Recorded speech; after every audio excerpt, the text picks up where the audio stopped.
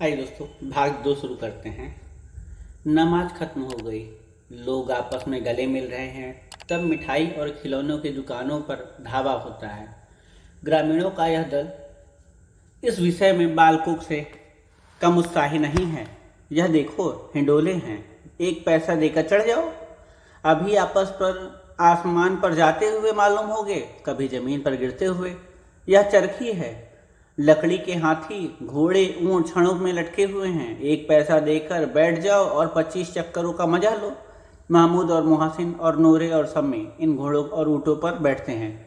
हामिद दूर खड़ा है, 3 ही पैसे हैं उसके पास। अपने कोष का 1/3 जरा सा चक्कर खाने के लिए नहीं दे सकता। तब चरखियाँ से उतरते हैं, अब खिलौने लेंगे। उधर दुकानों की कतार लगी हुई है। तरह तरह के खिलौने हैं। सिपाही और गुजरिया, राजा और वकील, भिस्ती और दूरबीन और साधु। वाह, कितने सुंदर खिलौने हैं। अब बोला ही चाहता है। महमूद सिपाही लेता है, खाकी वर्दी और लाल पगड़ी वाला, कंधे पर बंदूक रखे हुए। मालूम होता है अभी कवायद किए चला आ रहा है। मोहसिन भिस्ती पसंद आई, मोहसिन को भिस्ती पसंद है। दोस्तों यहाँ थोड़ा सा ये याद रखिए, महमूद ने क्या लिया दोस्तों, तो महमूद ने सिपाही लिया है। और मोहसिन क्या लिया दोस्तों, तो मोहसिन भिस्ती ले रही है। तो यही प्रश्न आया हुआ था 2022 में, मोहसिन क्या ले रहे, तो मोहसिन भिस्ती खरीदी है। कमर झुकी हुई है, ऊपर मशक रखे हुए हैं। मशक का मुंह एक हाथ से पकड़े हुए है। कितना प्रसन्न है, शायद कोई गीत गा रहा है। बस मशक से पानी उड़ेला ही चाहता है। नूरे को वकील से प्रेम हुआ। नूरे क्या लेता है दोस्तों, नूरे वकील लेता है। नूरे को वकील से प्रेम हुआ। कैसी विद्वता है उसके मुख पर, काला चोंगा, नीचे सफ़ेद अचकन, अचकन के सामने की जेब में घड़ी, सुनहरी जंजीर, एक हाथ में कानून का पोथा लिए हुए। मालूम होता है अभी किसी अदालत में जिरह या बहस किए चले आ रहा है। यह सब 2-2 पैसे के खिलौने हैं। हामिद के पास कुल 3 पैसे हैं। इतने महंगे खिलौने वह कैसे ले सके। खिलौने खिलौना कहीं हाथ से छूटे खिलौना कहीं हाथ से छूट पड़े तो चूर चूर हो जाए, जरा पानी पड़े तो सारा रंग धुल जाए। ऐसे खिलौने लेकर वह क्या करेगा, किस काम के। मोहसिन कहती है, मेरा बिस्ती रोज पानी दे जाएगा सांझ सवेरे महमूद, और मेरा सिपाही घर का पहरा देगा। कोई चोर आएगा तो फौरन बंदूक से फायर कर देगा नूरे, और मेरा वकील खूब मुकदमा लड़ेगा। सम्मी मेरी धोबिन रोज कपड़े धोएगी। सम्मी दोस्तों क्या लेती है, तो सम्मी यहाँ धोबिन खरीदी हुई है, धोबिन। आइए आगे देखते हैं। हामिद खिलौने की निंदा करता है। मिट्टी के ही तो हैं, गिरे तो चकनाचूर हो जाएं। लेकिन ललचाई हुई आंखों से खिलौने को देख रहा है और चाहता है कि जरा देर के लिए उन्हें हाथ में ले सकता। उनके हाथ अनायास ही लपकते हैं, लेकिन लड़के इतने त्यागी नहीं होते, विशेषकर जब अभी नया शौक है। हामिद ललचता रह जाता है। खिलौने के बाद मिठाइयाँ आती हैं। किसी ने रेमड़ियाँ ली हैं, किसी ने गुलाब जामुन, किसी ने सोहन हलवा। मज़े से खा रहे हैं। हामिद बिरादरी से पृथक है। अभागे के पास 3 पैसे हैं, क्यों नहीं कुछ लेकर खाता। ललचाई आंखों से सबकी ओर देखता है। मोहसिन, अच्छा अब की ज़रूर देंगे हामिद, अल्लाह कसम ले जा। हामिद, रखे रहो, क्या मेरे पास पैसे नहीं हैं। सम्मी, 3 ही पैसे तो हैं, 3 पैसे में क्या क्या लोगे। महमूद, हमसे गुलाब जामुन ले जाओ हामिद। मोहसिन बदमाश है। हामिद, मिठाई कौन बड़ी नेमत है, किताब में इनकी इतनी कितनी बुराइयां लिखी हुई हैं। मोहसिन, लेकिन दिल में कह रहे होगी कि मिले तो खा लें, अपने पैसे क्यों नहीं निकालते। महमूद, हम समझते हैं इसकी चालाकी, हम सबके सारे पैसे खर्च हो जाएंगे तो हमें ललचा ललचा कर खाएगा।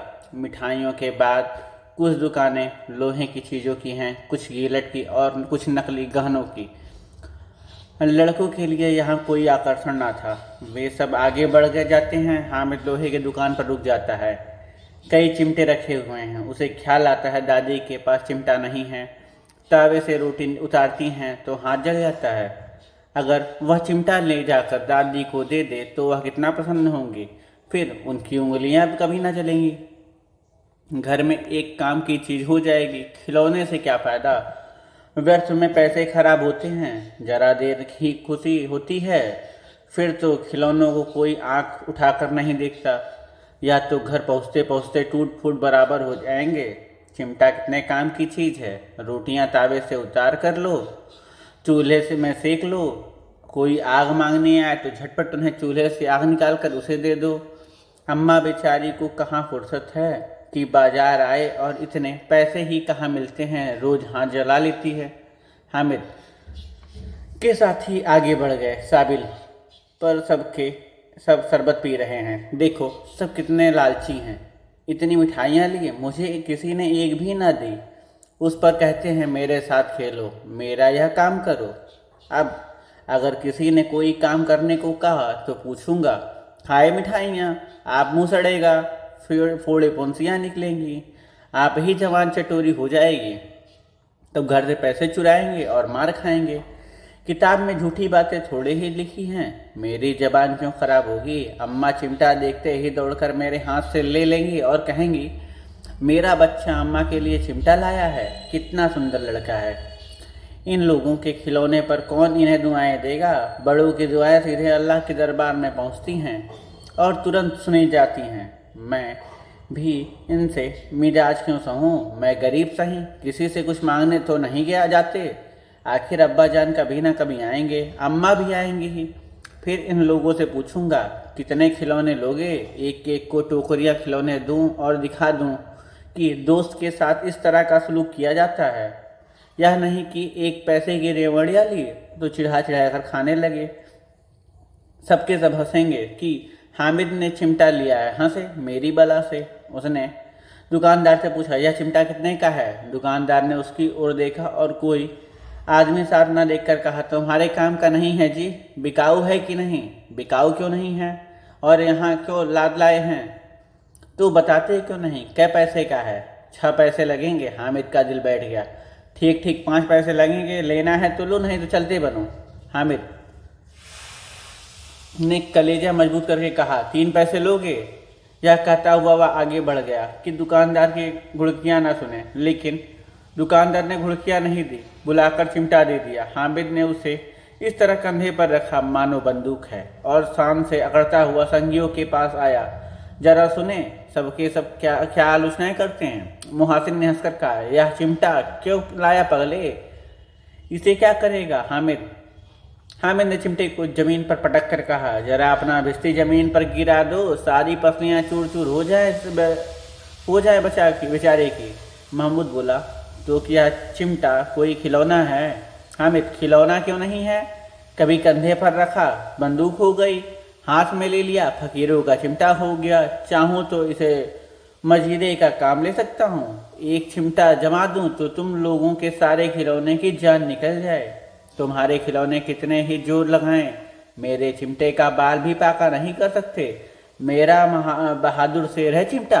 सम्मी ने खजरी ली थी, प्रभावित होकर बोला, मेरी खजरी से बदलोगे, 2 आने की हैं। हामिद ने खजरी की ओर उपेक्षा से देखा, मेरा चिमटा चाहे तो तुम्हारी खजरी का पेट फाड़ डाले, बस एक चमड़े की झिल्ली लगा दी।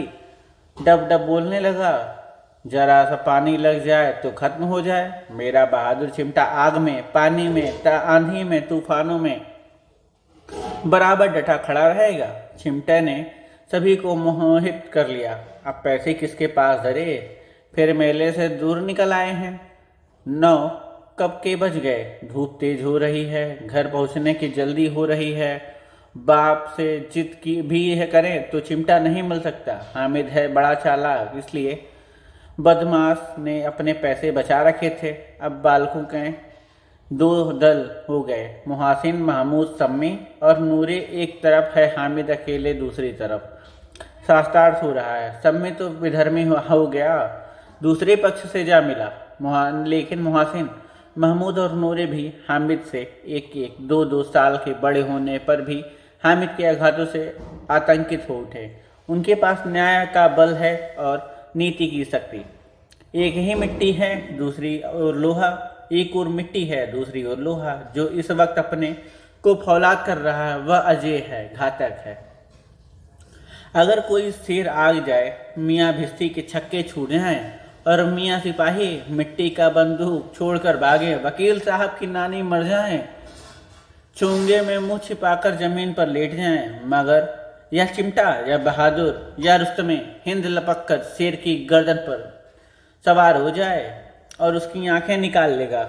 मुहासिन ने एड़ी चोटी का जोर लगाकर कहा, अच्छा पानी तो नहीं भर सकता। हामिद ने चिमटे को सीधा खड़ा करके कहा, भिश्ती को एक डांड बताएगा तो दौड़ा हुआ पानी लाकर उसके द्वार पर छिड़कने लगेगा। मुहासिन परास्त हो गया और महमूद ने कुमुक पहुंचाई, अगर बचा पकड़ जाए तो अदालत में बंधे बंधे फिरेंगे, तब तो वकील साहब के पैर पड़ेंगे।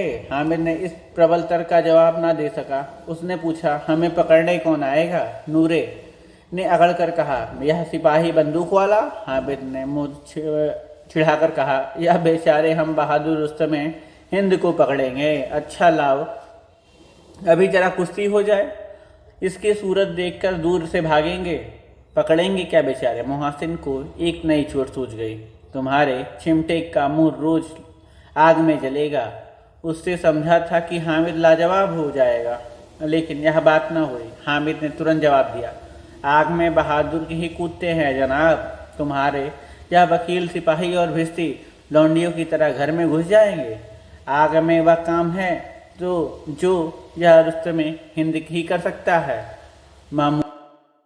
महमूद ने एक जोर लगाया, वकील साहब कुर्सी मेज पर बैठेंगे, तुम्हारा चिमटा तो बावर्ची खाने में ज़मीन पर पड़ा रहने के सिवा और क्या कर सकता है। इस तरह से सम्मी और नूरे को भी सजी कर दिया। कितने ठिकाने की बात कही पट्टे ने, चिमटा बावर्ची खाने में पड़ा रहने के सिवा और क्या कर सकता है। हामिद को कोई फड़कता हुआ जवाब ना सूझा तो उसने धांधली शुरू की, मेरा चिमटा बावर्ची खाने में नहीं रहेगा। वकील साहब कुर्सी पर बैठेंगे तो जाकर उन्हें जमीन पर पटक देगा और कानून उनके पेट में डाल देगा। बात कुछ बनी नहीं, खाली गाली गलौज थी, लेकिन कानून को पेट में डालने वाली बात छा गई। ऐसी छा गई कि तीनों सूरमा मुंह ताकते रह गए, मानो कोई ढकेलचा कनकौवा किसी गड्ढे वाले कनकौवे का कान काट गया हो। कानून मुंह में से बाहर निकालने वाली चीज है, उसको पेट में के अंदर डाल दिया, जाना बेतुकी सी बात होने पर भी कुछ नयापन रखती है। हामिद ने मैदान मार लिया। उसका चिमटा रुस्तमे हिंद, अब इसमें मुहासिन, महमूद, नूरे सम्मी किसी को भी आपत्ति नहीं हो सकती। विजेता को हारने से जो सत्कार मिलना स्वाभाविक है, विजेता को हारने वाले से जो सत्कार मिलना स्वाभाविक है, वह हामिद को भी मिला। औरों ने 3-3, 4-4 आने पैसे खर्च किए पर कोई काम की चीज ना ले सके। हामिद ने 3 पैसे में रंग जमा दिया। सच ही तो है, खिलौने का क्या भरोसा, टूट फूट जाएंगे। हामिद का चिमटा तो बना रहेगा परसों। संधि की शर्तें तय होने लगी। मुहासिन ने कहा, जरा अपना चिमटा दो, हम भी देखें। तुम हमार भिश्ती लेकर देखो। महमूद और नूरे ने भी अपने अपने खिलौने पेश किए। हामिद को इस शर्तों को मानने में कोई आपत्ति न थी। चिमटा बारी बारी से सबके हाथ में गया और सब उसके खिलौने बारी बारी से हामिद के हाथ में आए। कितने खूबसूरत खिलौने हैं। हामिद ने हारने वालों के आंसू पोंछे। मैं तुम्हें चिढ़ा रहा था, सच यह चिमटा भला इन खिलौनों का क्या बराबरी करेगा। मालूम होता है। अब बोले। लेकिन मुहासिन की पार्टी को इस दिलासे से संतोष नहीं होता। चिमटे का सिलका खूब बैठ गया है। चिपका हुआ टिकट अब पानी से नहीं छूट रहा है। मुहासिन, लेकिन इन खिलौनों के लिए कोई हमें दुआ तो न देगा। महमूद, दुआ को लिए फिरते हो, उल्टे मार ना पड़े। अम्मा जरूर कहेंगे कि मेले से यही मिट्टी के खिलौने मिले। हामिद को स्वीकार करना पड़ा कि खिलौने को देखकर किसी की माँ इनकी खुश ना होंगी जितनी दादी चिमटे को देखकर होंगी। 3 पैसे ही में तो उसे सब कुछ करना था और उन पैसों की इस उपायों पर पछतावे का बिल्कुल जरूरत ना थी। फिर अब तो चिमटा रुस्तमे हिंद है और सभी खिलौनों का बादशाह। रास्ते में महमूद को भूख लगी। उसके बाप ने केले खाने को दिए। महमूद ने केवल हामिद को साझी बनाया। उन्हें उनके अन्य मित्र मुँह ताकते रह गए। उस चिमटे का प्रसाद था। भाग 3। 11 बजे गांव में हलचल मच गई। मेले वाले आ गए। मुहासिन की छोटी बहन दौड़कर भिश्ती उसके हाथ से छीन लिया और मारी खुशी की उछल पड़ी। तो मियाँ भिश्ती नीचे आप रहे और सुरलोक सिधारे। इस पर भाई बहन में मारपीट हुई। दोनों खूब रोए। उसकी अम्मा यह शोर सुनकर बिगड़ी और दोनों को ऊपर से 2-2 चाटे और लगाए। मियाँ नूरे ने वकील का अंत उनके प्रतिष्ठानुकूल इससे ज़्यादा गौरवमय हुआ। वकील जमीन पर या ताक पर हो नहीं बैठ सकता। उनकी मर्यादा का विचार तो करना ही होगा। दीवार में खूंटियाँ गाड़ी गई। उन पर लकड़ी का एक पटरा रखा गया। पटरे पर कागज की कालीन बिछाई गई। वकील साहब राजा भोज की भांति सिंहासन पर विराजे। नूरे ने उन्हें पंखा झालना शुरू किया। अदालतों में खर्क की टट्टियाँ और बिजली के पंखे रहते हैं, क्या यहाँ मामूली पंखा भी ना हो? कानून की गर्मी दिमाग पर चढ़ जाएगी कि नहीं? बॉस का पंखा आया और नूरे हवा करने लगे। मालूम नहीं पंखे की हवा से या पंखे की चोट से वकील साहब स्वर्गलोक से मृत्युलोक में आ रहे और उनका माटी का चोला माटी से मिल गया। फिर बड़े जोर शोर से मातम हुआ और वकील साहब की अस्थि घूरे में जा डाल दी गई। अब रहा महमूद का सिपाही। उसे चटपट गांव का पहरा देने का चार्ज मिल गया। लेकिन पुलिस का सिपाही कोई साधारण व्यक्ति तो नहीं है जो अपने पैरों चले वह पालकी पर बैठे चलेगा। एक टोकरी लाई। उसमें कुछ लाल रंग के फटे पुराने चिथड़े बिछाए गए जिसमें सिपाही साहब को आराम से लेटे। नूरे ने यह टोकरी उठाई और अपने द्वार का चक्कर लगाने लगा। उसके दोनों छोटे भाई सिपाही की तरह छोने वाले जागते रहो पुकारते चलते हैं, मगर रात को अंधेरी होने की चाहिए। नूरे को ठोकर लग जाती है। टोकरी से हाथ से छूट कर गिर जाती है और मियाँ सिपाही अपनी बंदूक लिए ज़मीन पर आ जाते हैं और उनकी एक टांग में वीकर आ जाता है। महमूद तो आज ज्ञात हुआ कि वह अच्छा डॉक्टर है। उसको ऐसा मरहम मिल गया जिससे वह टूटी टांग को आनन फानन जोड़ सकता है। केवल गूलर का दूध चाहिए। गूलर का दूध आता है। टांग जवाब दे देती है। शल्य क्रिया असफल हुई तब उसकी दूसरी टांग भी तोड़ दी जाती है। अब कम से कम एक जगह आराम से बैठ तो सकता है। एक टांग से तो ना चल सकता है ना बैठ सकता है। अब वह सिपाही सन्यासी हो गया। अब की अपनी जगह पर बैठा बैठा पहरा देता है। कभी कभी देवता भी बन जाता है। उसके सिर पर झालरदार साफा खुरच दिया गया है। अब उसका जितना रूपांतर चाहो कर सकते हो। कभी कभी तो उससे बाट का काम भी लिया जाता है। अब मियाँ हामिद का हाल सुनिए। अमीना उसकी आवाज़ सुनते ही दौड़ी और उसे गोद में उठाकर प्यार करने लगी। सहसा उसके हाथ में चिमटा देखकर वह चौंकी। यह चिमटा कहाँ था? मैंने मोल लिया। कै पैसे में? 3 पैसे दिए। अमीना ने छाती पीट ली। या कैसा बेसमझ लड़का है कि दोपहर हुआ कुछ खाया न पिया, लाया क्या चिमटा? सारे मेले में तुझे और कोई चीज़ ना मिली जो या लोही का चिमटा उठा लाया? हामिद ने अपराधी भाव से कहा, तुम्हारी उंगलियां तवे में जल जाती थी इसलिए मैंने इसे लाया। बुढ़िया का क्रोध तुरंत स्नेह में बदल गया और स्नेह भी वह नहीं जो प्रगल्भ होता है और अपनी सारी कसक शब्दों में बिखेर देता है। एक मूक स्नेह था, खूब ठोस, रस और स्वाद से भरा हुआ। बच्चे में कितना त्याग, कितना सद्भाव और कितना विवेक है। दूसरों को खिलौने लेते और मिठाई खाते देखकर इसका मन कितना ललचाया होगा। इतना जब्त इससे हुआ कैसे? वहाँ भी इसी अपनी बुढ़िया दादी की याद बनी रही। अमीना का मन गदगद हो गया। और अब बड़ी विचित्र बात हुई। हामिद ने इस चिमटे से भी विचित्र। बच्चे हामिद ने बूढ़े हामिद का पार्ट खेला था। बुढ़िया अमीना बालिका अमीना बन गई। वह रोने लगी, दामन फैलाकर हामिद को दुआएं देती जाती थी और आंसू की बड़ी बड़ी बूंदें गिराती जाती। हामिद इनका रहस्य क्या समझता? दोस्तों, यहाँ से हमारी यह कहानी भी समाप्त होती है। बहुत बहुत धन्यवाद।